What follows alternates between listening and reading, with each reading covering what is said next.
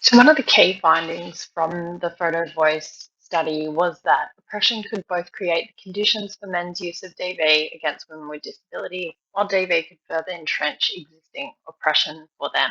So, I just wanted to make this point using a few examples from the website. So, the first example is of financial hardship. So, economic exclusion and marginalisation of people with disability is common, and it's compounded for women with disability by a lack of inclusion in the workforce, a lack of accommodations for disability, for caring responsibilities, and women could also feel like they needed to hide their experience of disability. So women were often caring for children, pets, elderly parents, and financial pressures could also be compounded by financial abuse.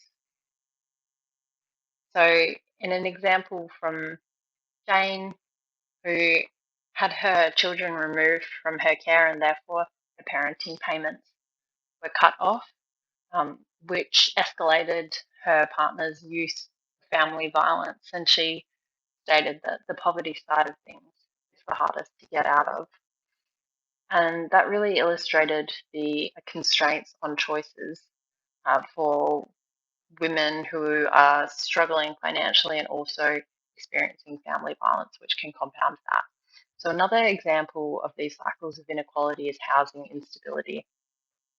And housing instability was common throughout all the experiences of participants due to a lack of accessible and affordable housing.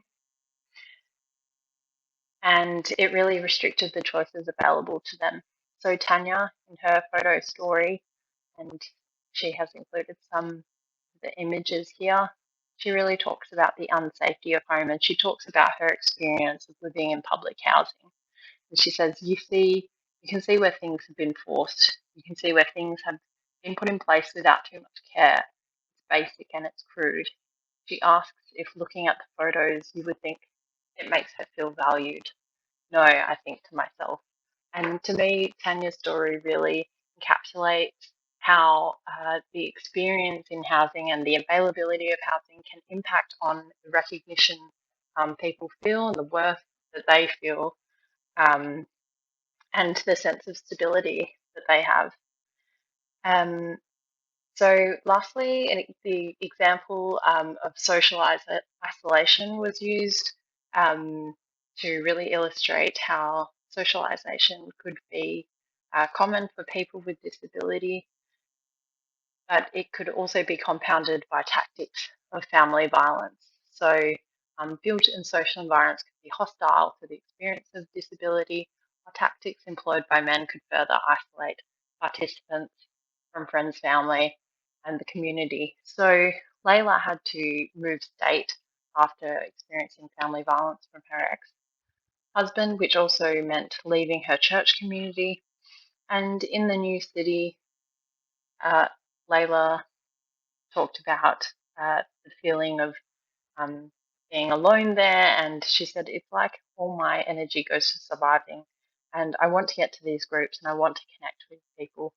But by the time it gets to that, it's like, where's my energy to do that? And this is a really common experience throughout the narratives. So I encourage you to have a look around the website and see what themes you can find